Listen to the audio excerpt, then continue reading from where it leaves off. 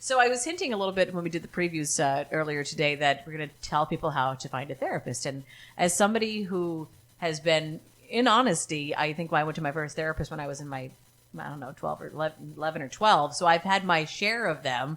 And I, for a long time, thought when I found one, I had to stay with that one because I'm in it. But then I realized that there's a reason that you can kind of go shop around a little bit to find out the one that fits your personality best and that you work with best.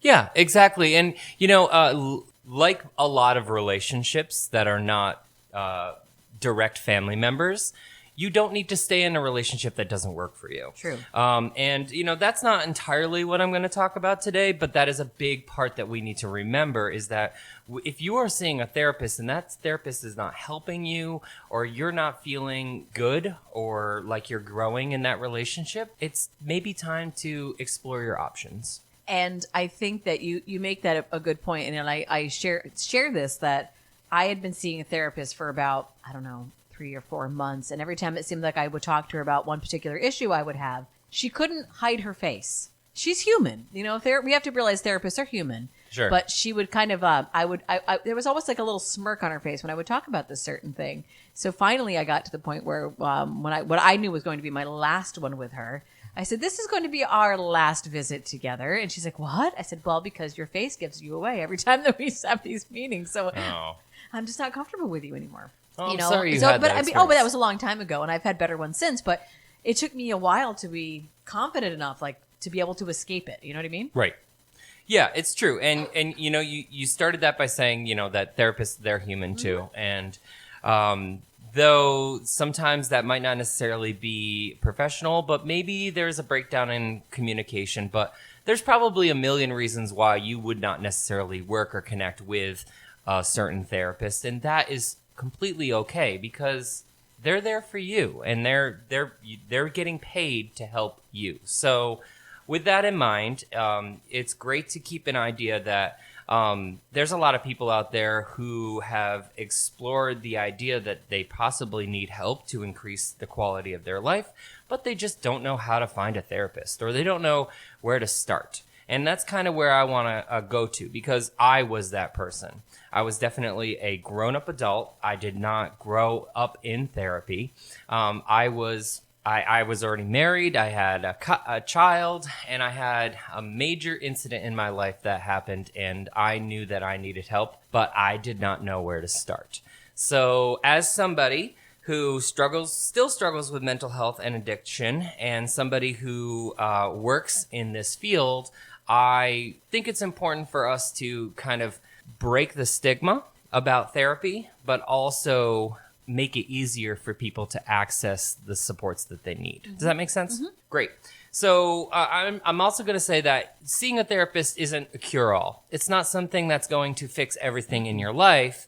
However, therapy has helped me a lot, and I've seen several different therapists, and I've tried several different types of therapy, and I can tell you that me before therapy and me now, the person that I am today, I'm a better partner, I'm a better friend, and I'm a better father because I found the supports that I needed, and therapy was a big part of that. So it's good to know that therapy is not for everybody, and finding a therapist can be tricky and discouraging. Because sometimes you can find a therapist, but sometimes finding the right therapist, that's a whole different thing. But if you are looking to make positive changes in your life, finding the right therapist can be a big help. So today, again, thought we could talk a little bit about how to find a therapist, what to expect, and other supports that can help you on your journey. So, are we good? We are. All right, great. So, before we get totally started, it's important to know that there is a difference between a psychiatrist, a counselor, and a therapist. This I run into every once in a while where someone says, oh, I need a psychiatrist. And I'm like, well, you probably don't need a psychiatrist. Right. You probably need a therapist. So this can be a little complicated, but I'm just going to sum it up. A psychiatrist is a medical doctor that, will assist in mental health or is an expert in mental health. And they'll have more to do with medical procedures and prescriptions. And they don't commonly practice therapy, Right. even though there are exceptions to the rule, always. But there's also a licensed mental health counselor, and a licensed mental health counselor is a therapist. Yes. Okay? But not all therapists are licensed mental health counselors. So that's a very important distinction. Now, when looking for a therapist, it's good to look for the letters LMHC. That just means that they're licensed by the state to practice mental health counseling. Does that make sense? Mm-hmm. Now, I believe in all sorts of different types of therapy and how you can explore and how they can be good for you.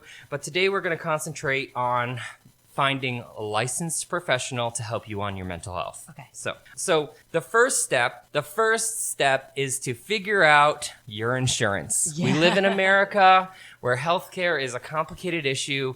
You need to figure out if you have insurance, what insurance you do have, and what your insurance covers. That's a first step. And it can seem really complicated, but once you figure out what kind of insurance that you have, you can actually usually go call a number or go to their website and actually ask if there are therapists or counselors in your area that take your insurance. A lot of insurance carriers have a list of people that use that insurance. So that's the first thing. You kind of just want to make sure that you have that. If you do not have insurance, that's okay. There are options. There are professional therapists that will see you without insurance, but you will have to pay out of pocket. So that's just a good thing to keep in mind.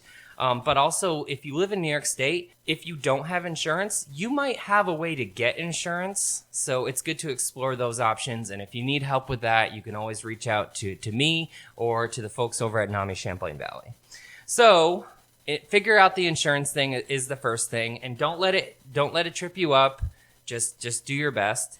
And then I think the next step would be to ask around. Chances are you probably know somebody in your life that has taken a class or at least knows someone that has seen a therapist. So ask them what it was like. Ask them who they saw. If they're willing to give you this information, that's a really great way to start. But they also might be able to tell you what they did to get to that therapist. And asking around really does work.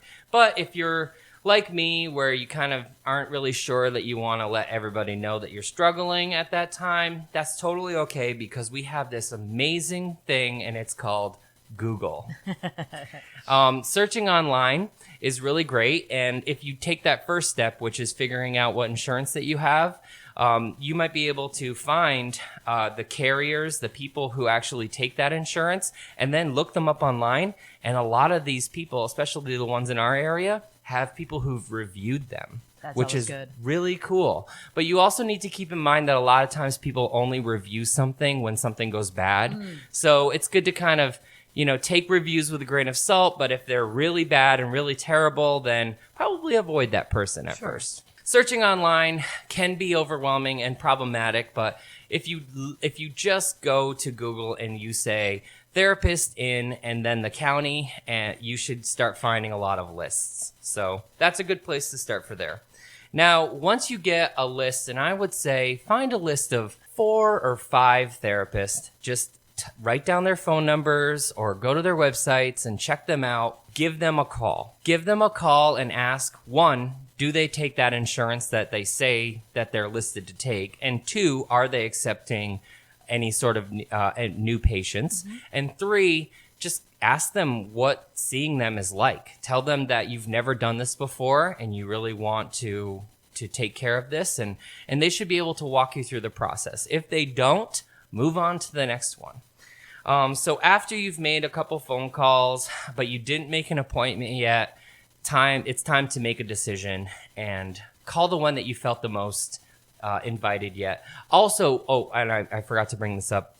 When you call a lot of therapists, you're probably not going to speak directly to the therapist. True. You might speak to a secretary. You might speak to some sort of different system. You might have to leave a message, but someone should call you back at some point. And that is totally okay. It's just the way things are done nowadays. Sure. After you've decided what therapist you're going to give a try, give them a call, set up an appointment, and you might have to wait several weeks, but that's okay. Just keep in mind that you are taking that first step, and that is really great, and we really want that to happen for you. And if you do need help at that time, just know that there are some national resources, at least people that you can talk to. You can always call the National Suicide Prevention Hotline at 1-800-273-TALK, which is TALK. Or if you're into texting people, you can text HI to 741-741 and just try to get through the next few days or a couple weeks until you can meet with your therapist. And also, you need to always remember that this is overwhelming. This is very difficult. You're not alone in this, but there's a lot of people who have been in your shoes, and they really want you, the therapists, want you to live your better life, right? So if you are overwhelmed by this, or there's a lot of stuff that you just can't seem to figure out, there are agencies that you can call and set up an appointment with. One of them in our area is NAMI Champlain Valley. Just give us a call and we will help you through this process of finding a therapist. There are also clinics. A lot of counties have mental health clinics. Our mental health clinic is the Clinton County Mental Health. You can call. They do an intake where you just show up, you walk in, you do an intake, and they schedule you with someone. But when you're already in the process and when you're already around other people and they're telling you that oh, he's so-and-so's your therapist and this is the way it is, you need to remember that. Be open-minded, obviously, but also be objective. If for some reason after a few meetings with that therapist, it's not working out for you, feel free to explore your options. Sure. And a great way to explore your option is to say, like you said before, hey, I don't think that we're clicking in some sort of possible way. I don't think that my meeting with you is helping. Can you help me find another therapist? Your therapist should help you find another therapist. Yeah. And if they don't, find out, who's their boss? Who do Sure. they report to? Who do they, who does they cash that insurance in through? Find other people and they will help you find another therapist. That's the best case scenario possibly, but it can happen. And if you're determined to take steps to make your life better, then it's totally worth it. So yeah.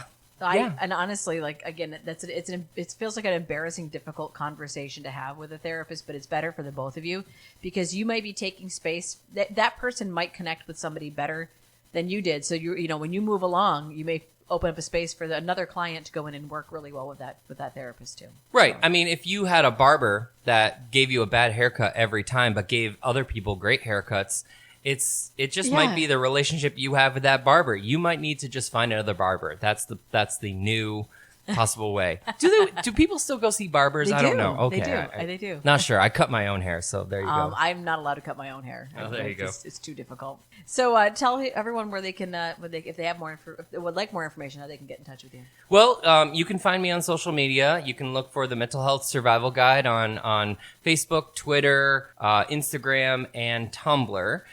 You can also go to mhsg.org and you can find notes, but you can email me also at nick@nami-cv.org. Awesome. Do you want to say it before we go? Sure. Amanda, it's great to see you in person, and it's great to deliver the message of wellness as much as I possibly can, and I want our listeners to take care of themselves so that they can help take care of others because survival's so much more than just staying alive.